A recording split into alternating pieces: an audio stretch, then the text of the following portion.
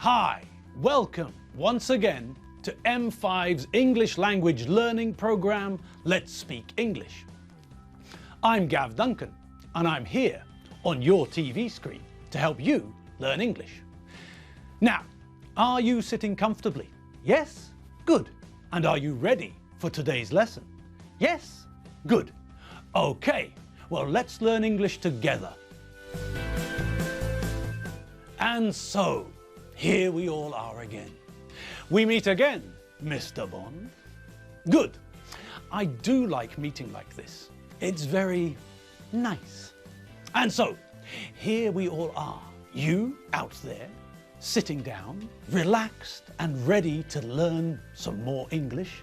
And me in here, in the studio, with the crew and the ridiculously bright lights. I'm here with a microphone hidden inside my t-shirt. A battery-powered microphone. Look, here it is.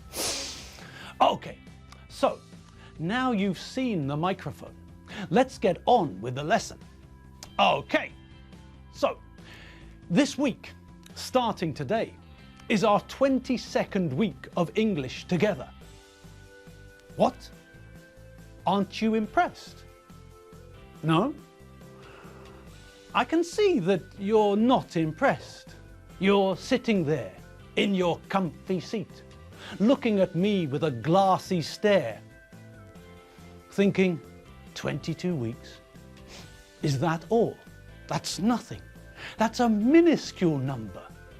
But no, it's not. Don't think about the number of weeks. Think about the number of lessons. Yes. Then the number changes a little bit, doesn't it? Yes. Today, the start of our 22nd week together means that this lesson is the 106th lesson. Now, what do you say to that? That's right. I think you have to say, blimey! And you're right. Blimey is the correct word for the moment. This is our 106th lesson. That's fantastic. Okay, so now that you're impressed, after all, this is an impressive number, 106. The 106th lesson is here today. Okay, so what's on today's menu? Well, it's time, once again, to head back to see what's happening with Loretta. Loretta got the job. She's the new head of security at the Fabuloso Splendido Hotel. Do you remember? A couple of weeks ago, we saw Loretta go for an interview at the hotel. That was the day when we learned that Gordon Taylor works as a hotel receptionist. Loretta spoke to Gordon when she went to the hotel. Loretta had an interview with Mr. Williams, and then, a few days later, Loretta received a letter from Mr. Williams. She got the job because Mr. Williams thinks she's the most suitable candidate for the job. Great! So you do remember. Well, we know that Mr. Williams talked about Loretta using a superlative, don't we? That's right. He said that she was the most suitable. He could have said that she was the best candidate. In these two sentences, the most suitable is the best. Now, after Mr. Williams offered Loretta the job, Loretta phoned Mr. Williams to make an appointment with him. She wanted to go to the hotel to meet Mr. Williams.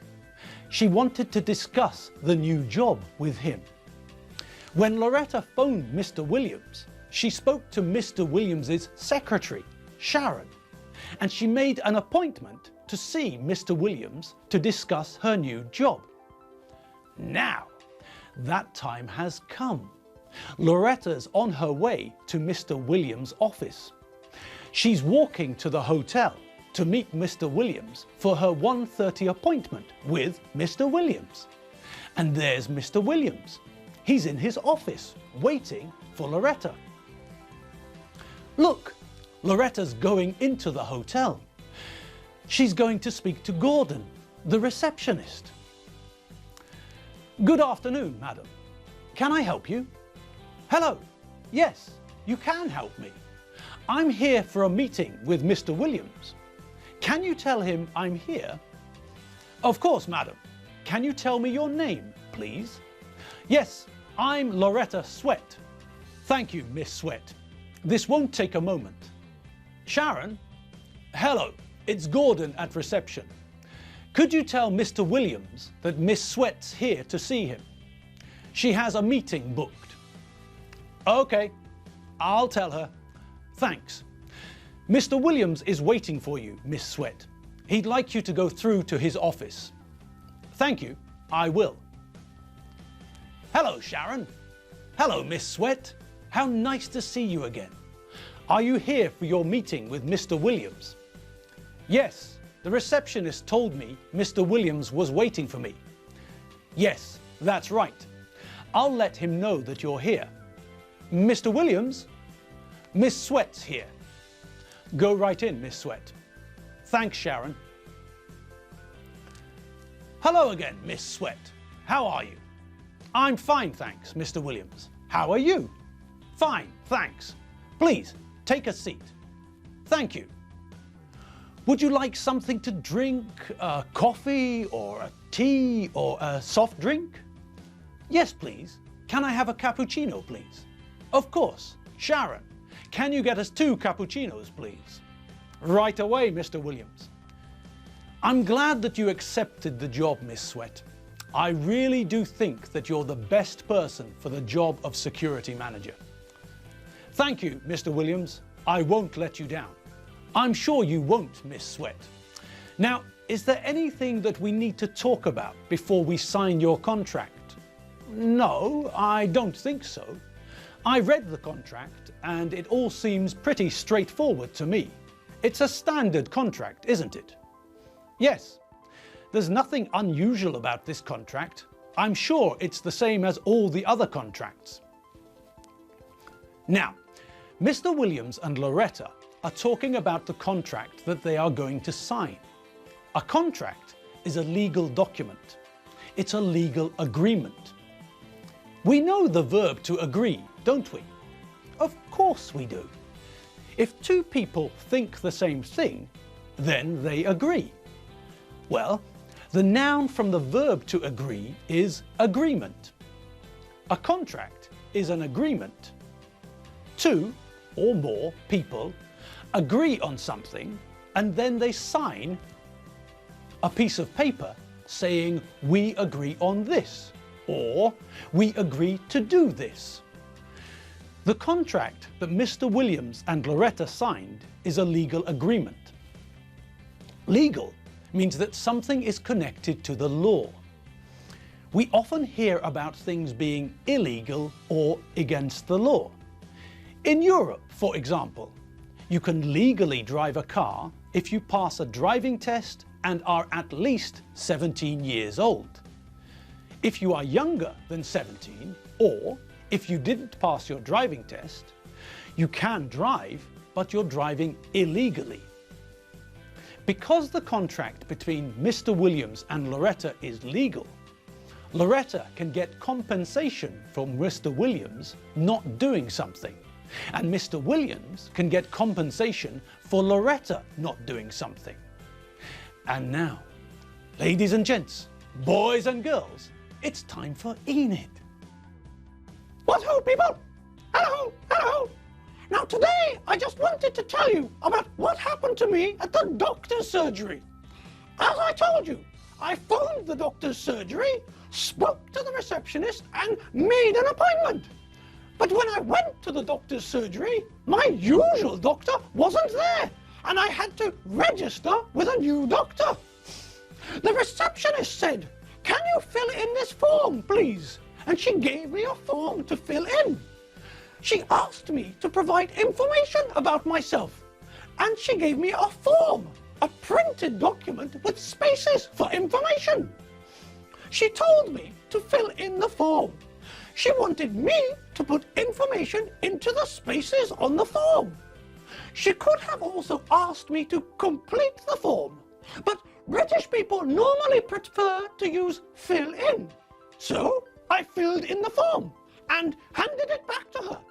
Then I sat down in the waiting room and waited for someone to call my name. I waited for 3/4 of an hour! 3/4 of an hour! That's terrible! I shall write to my MP. Do you know what an MP is? Well, an MP is a member of Parliament. And when I'm not happy with the service I receive, I write to my MP and ask him to speak to the Prime Minister and the Queen and solve the problem for me. I'm very good at writing letters to my MP. Then, after I had waited for 3/4 of an hour, the doctor's door suddenly opened and the doctor ran out of the surgery, jumped over the table in the waiting room and rushed out of the surgery like a gazelle. I didn't know what to say. I looked at the receptionist and she said, "I'm very sorry, Miss Fotherington Smythe, but the doctor just received a telephone call. There's an emergency at the hospital and he went to help. Would you like to make an appointment for tomorrow?" That made me pretty angry, pretty shirty. Oh, and I wanted to talk to you about that. Loretta used the same word earlier, didn't she? She said that the contract was pretty straightforward. This is something that the British love. They use pretty as a synonym for quite. Instead of saying someone is quite tall, they say pretty tall. And they say that they had a pretty good day. Not great, but not bad. Pretty good.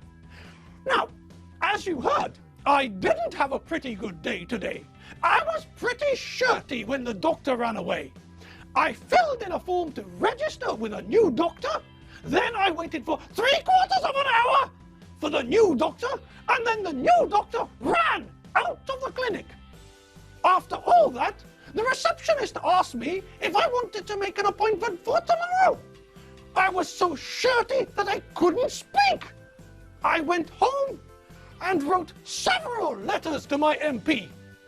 Some letters were about the fact that I had to fill in a form and wait for 3/4 of an hour. And some of the letters were about the fact that the doctor ran away from the clinic like a gazelle. And now I'm trying to find another doctor. I think I'll ask Rupert and Archibald to help me. Oh, well, it's been a tiring day. I wrote lots of letters and now I need a rest. I'm going out to drink a few cocktails with my friend, Clementina Poshwood Harrier. We're meeting Rupert and Archibald in the Poncy Peacock. They do the most wonderful cocktails there. Tomorrow, I'll write to my MP again. Okay, I'm off. Toodaloo, pip pip, chitty bye. Okay, and that's all we have time for today. Our lesson has come to an end. Don't forget to check out all our video lessons on www.m5tv.hu. Okay, we're almost out of time, so I'll see you tomorrow for some more English language fun. I'm Gav Duncan. I'm not Thomas Smart. I'm not Joey Goddard.